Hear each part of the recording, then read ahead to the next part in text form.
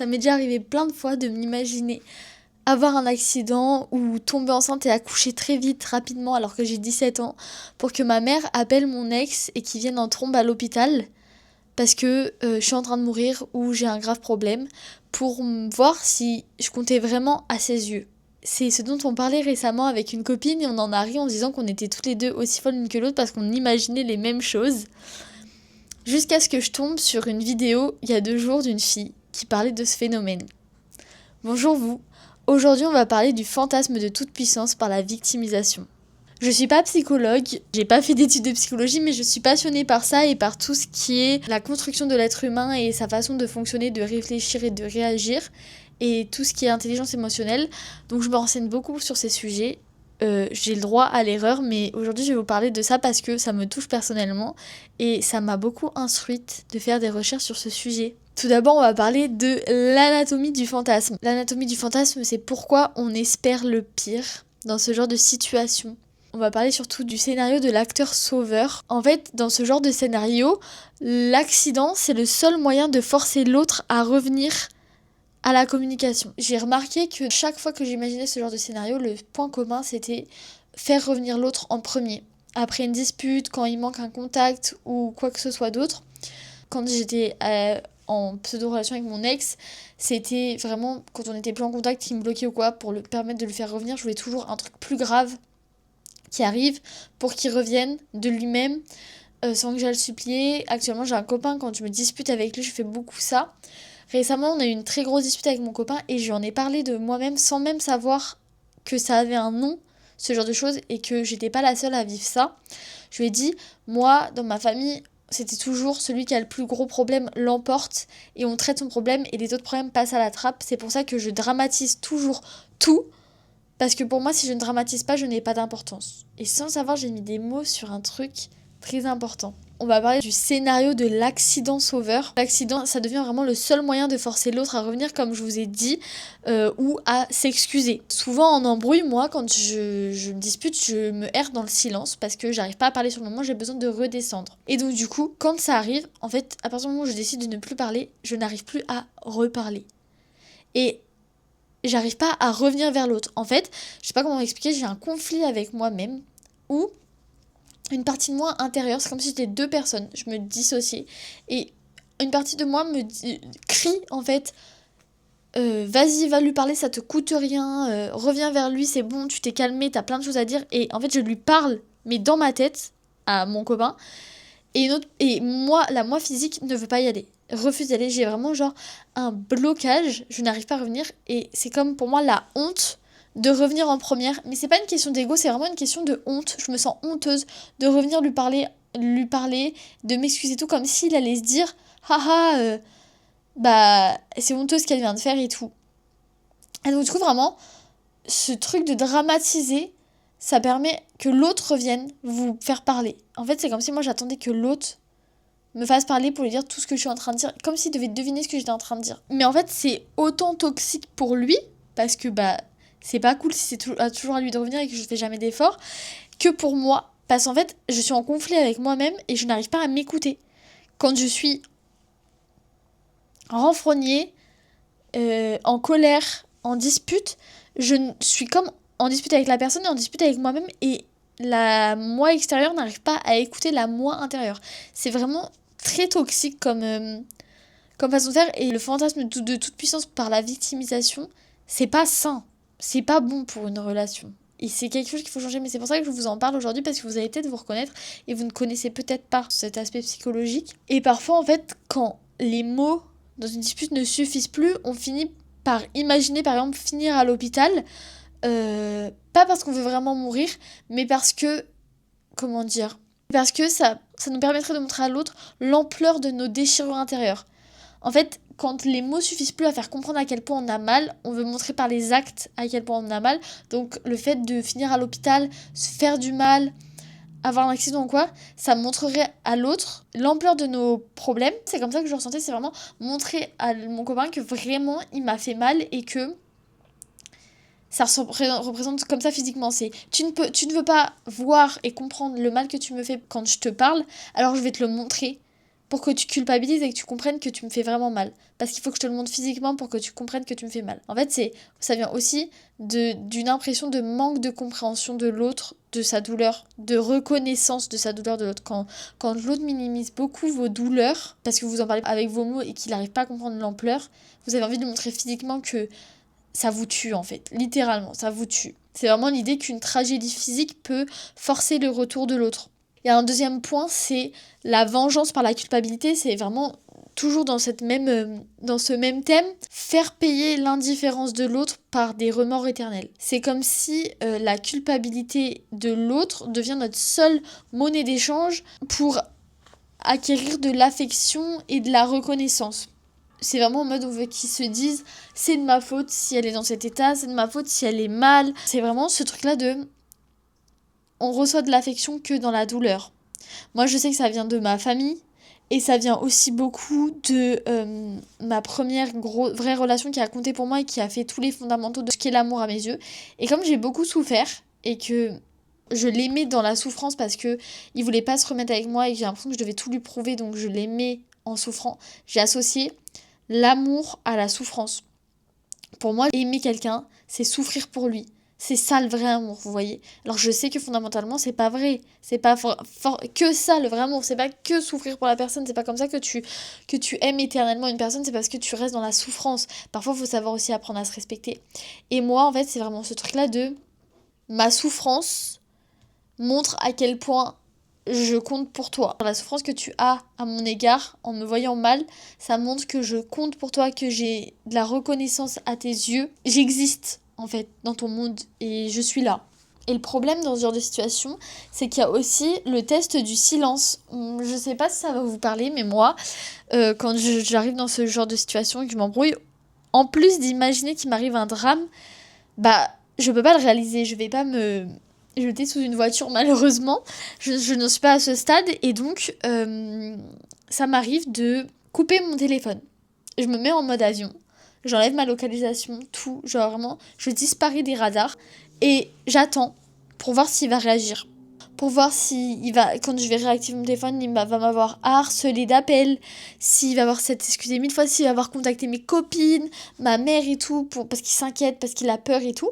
C'est vraiment ce truc-là de quand on se sent impuissante, le silence, ça devient notre meilleure arme. En fait, je vais pas vraiment finir à l'hôpital, même si je l'imagine pour savoir comment il va réagir. Bah du coup, je simule ça par le silence pour voir comment il réagirait et ça me permet de me dire ah ok, je compte vraiment ses yeux. Ou ah, je ne compte pas ses yeux parce qu'il n'a pas réagi. Et c'est aussi très toxique pour moi parce que ça me fait très mal dans le sens où si je vois qu'il n'a pas réagi au bout de 2 heures, je vais me dire ah mais je ne compte pas. Alors que ça se trouve, juste lui n'a pas compris que je souffrais à ce moment-là et que j'allais pas bien et qu'il est juste en train de faire un truc avec sa famille et il n'a pas touché à son téléphone pendant 2 heures, vous voyez. Mais dans ce genre de moment, vraiment, toute rationalité est effacée de mon cerveau. Toute ma personnalité d'autoréflexion, de prendre du recul et tout, dans ce genre de moment, quand ça me touche, c'est fini. Impossible de contrôler ces crises. Et donc, j'ai essayé de comprendre d'où ça venait. Parce que forcément, ça vient de quelque part et on a toujours besoin d'une explication. Ça aide à mieux guérir, mieux trouver des solutions. Et ça peut venir de l'héritage invisible. Quand la culpabilité, ça devient un langage maternel. Je sais pas si certains d'entre vous se reconnaîtront là-dedans, mais le chantage affectif comme mode d'éducation. Quand j'étais petite, en fait, moi, ma mère, elle me disait beaucoup quand on se disputait, ou quand je faisais quelque chose de mal, ou quand je l'épuisais, ou quoi, elle me disait « tu vas finir par me tuer ».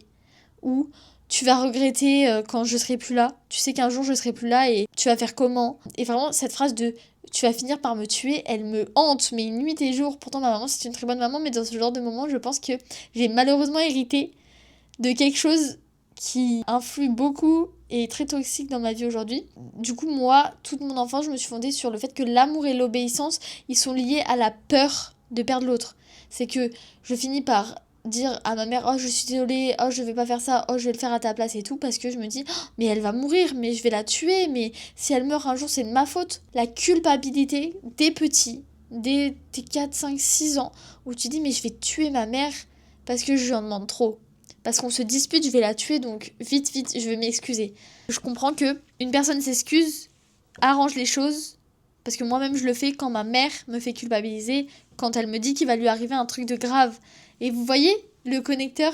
Et du coup, inconsciemment, j'intériorise ce schéma. Si en fait j'apprends tôt que la souffrance c'est le seul moyen d'obtenir de l'amour et de l'attention, je vais l'appliquer une fois adulte dans ma vie personnelle avec mon copain, notamment parce que c'est là où ça arrive le plus avec les amis. C'est un peu plus...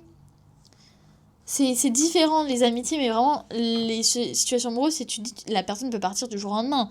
Il faut qu'elle me montre que je tiens absolument à elle parce que c'est mon copain, mon partenaire de vie en fait. J'ai grandi avec une langue de l'amour qui s'exprimait par la menace de la perte de l'autre. Et donc du coup, aujourd'hui, inconsciemment, dans mon couple, je parle ce langage-là sans le savoir. Et c'est horrible pour la personne en face, parce que c'est vraiment comme si je lui parlais une langue étrangère, parce qu'il comprend pas pourquoi je dramatise tout. En cas concret, quand on se dispute avec mon copain, ça m'arrive de lui dire, bah dans ce cas-là, c'est fini. Et il est en mode, mais pour si peu, tu veux vraiment qu'on se quitte et tout. Quand on en a parlé et tout, il me dit, mais tu sais, si t'es pas heureuse, je te laisserai partir même si ça me troue le cul et tout. Et je lui dis mais non, et il me dit mais tu m'as dit que tu étais pas heureuse et que tu voulais me quitter. Et je dis mais non, j'ai pas dit ça. Il me dit mais si, tu m'as dit ça. Je dis non, j'ai juste dramatisé.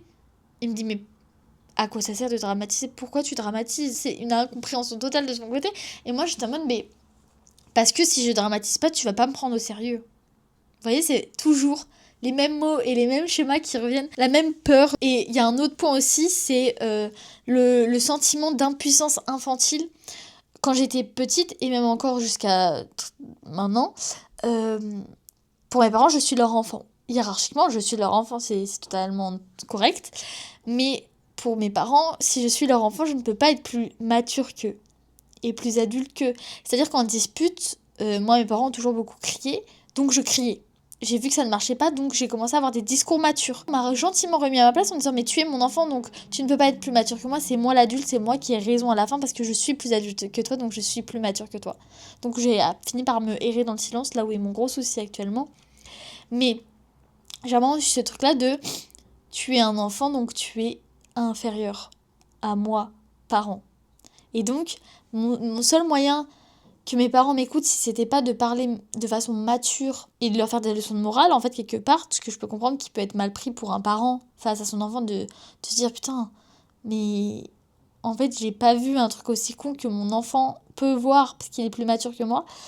Bah, du coup, mon seul moyen d'être écouté et d'être traité par mes parents, c'était de dramatiser, de dire que j'avais des problèmes, j'ai toujours vu des psys et c'était de dramatiser auprès de mes psys pour que mes psys disent à mes parents mais ça va pas, ça peut être très grave, mais dramatiser des trucs genre au point de vouloir être en dépression pour que mes parents se disent ah oui il y a vraiment un problème, il faut que je m'occupe d'elle. Vous voyez, pourtant mes parents sont toujours occupés de moi, mais quand mon petit frère est arrivé, j'ai eu un gros souci de comparaison et j'ai l'impression de valoir moins que mon petit frère, donc je me trouvais toujours des problèmes pour être l'enfant différent et pour que du coup on s'occupe de moi. Enfin, j'ai toujours voulu être gauchère, par exemple, parce que tout le monde est droitier, donc moi je veux être différente pour qu'on me remarque. Enfin, en fait, pour moi, ça me plaît avoir des lunettes, parce que bah t'as des problèmes de vue. Quand j'étais à l'école, je faisais semblant d'être nulle en maths, d'être nulle dans tout, pour être à l'aide aux devoirs et tout, pour être l'enfant vraiment qui est différent et qui a besoin d'être aidé, en fait, d'avoir toujours de l'attention. Je cherchais toujours de l'attention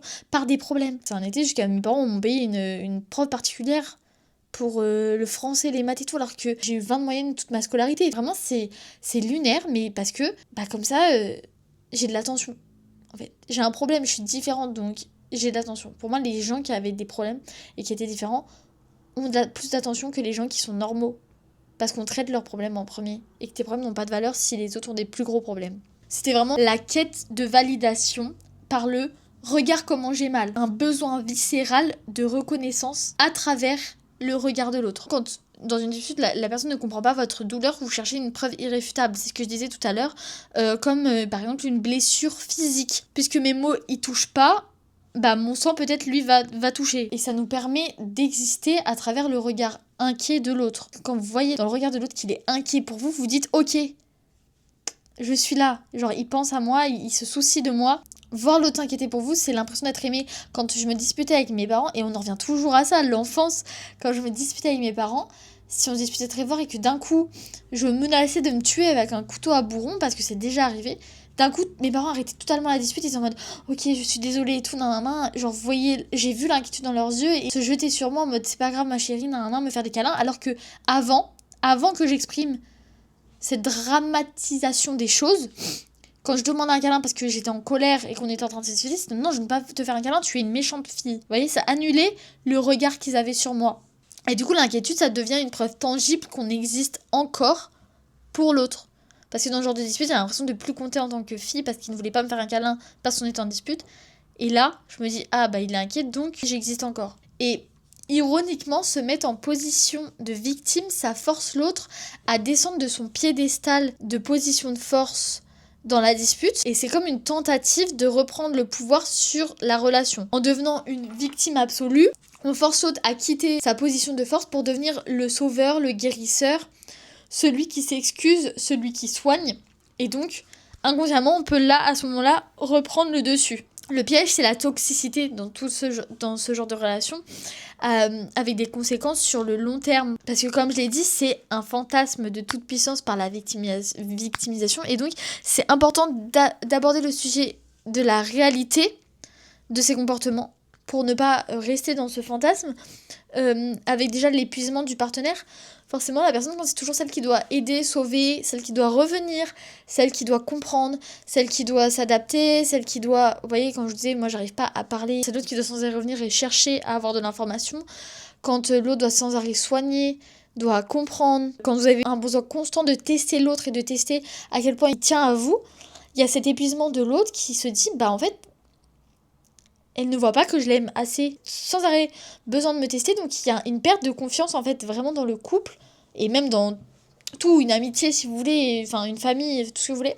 Il y a une perte de confiance, bah il a pas assez confiance en moi et en mon amour, donc bah je suis épuisée et je vais finir par partir parce que je n'ai pas signé pour ça, parce que je ne peux pas toujours être 80 et elle 20. Enfin, une relation, c'est pas toujours 50-50, c'est pas toujours 80-20, c'est 70-30, c'est 30-70, enfin, vous avez compris, je vais pas vous faire tous les chiffres.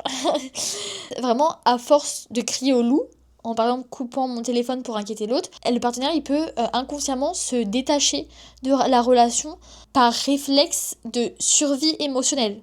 C'est-à-dire que à force d'être sans arrêt testé, ça lui fait aussi lui vivre des hauts et des bas. Et du coup, inconsciemment, le partenaire va se détacher pour que ça l'affecte moins, justement. Vous cherchez à voir si ça l'affecte, mais en cherchant à voir si ça l'affecte pour voir qu'il tient à vous, et ben en fait, vous vous retrouvez avec un partenaire qui va se détacher parce qu'il tient tellement à vous que ça lui fait trop de mal à chaque fois et qu'il en a marre en fait de souffrir comme ça.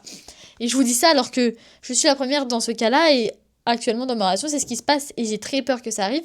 Et rien que de faire ce podcast et d'avoir fait des recherches sur ça, ça m'aide à mieux comprendre et je pense que je vais inconsciemment l'intérioriser.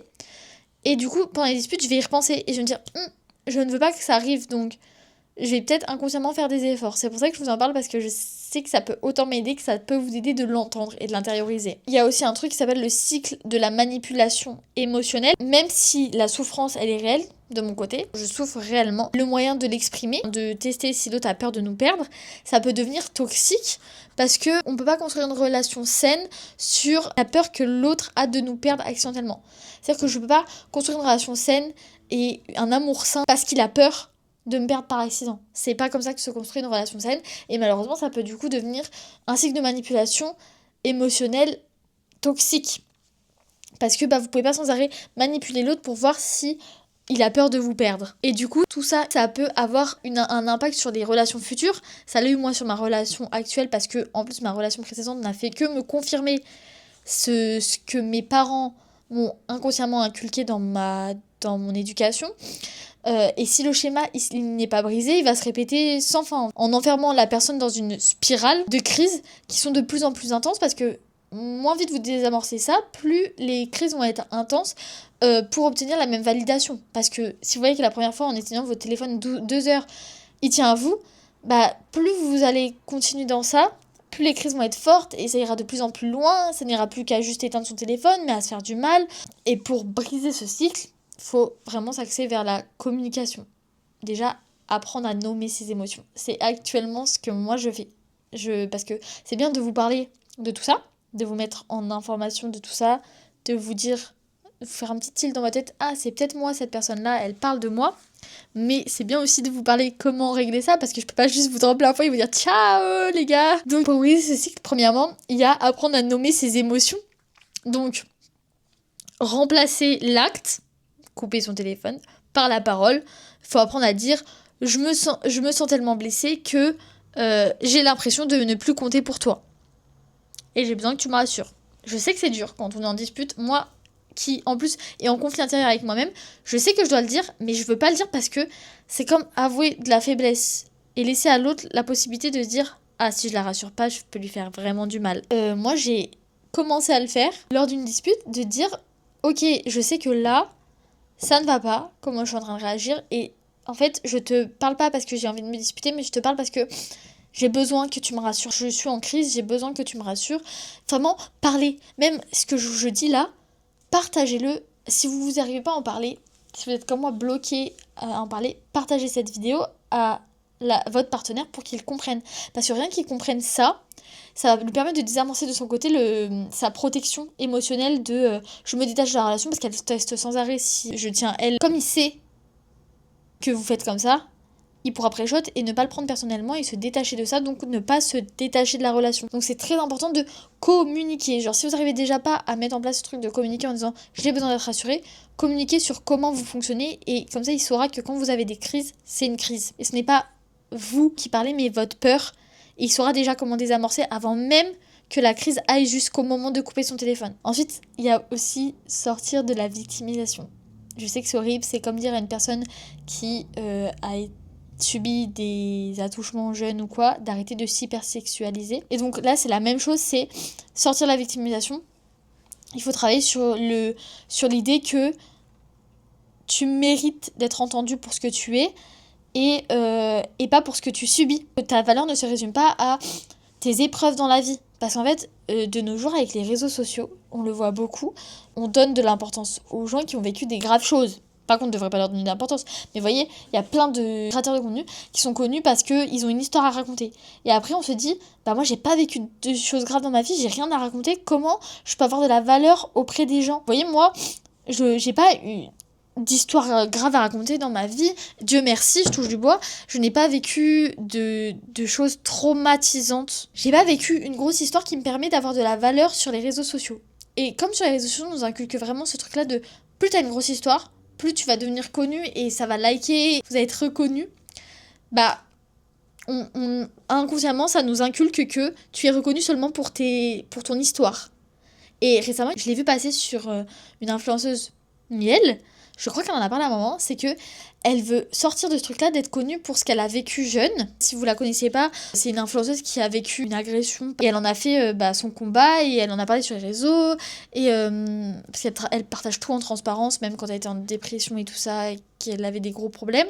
Et elle en a fait une application qui aide les jeunes et elle dit le problème c'est que maintenant quand on me demande pour une interview, c'est pas pour parler de mon application, c'est pour parler de mon histoire.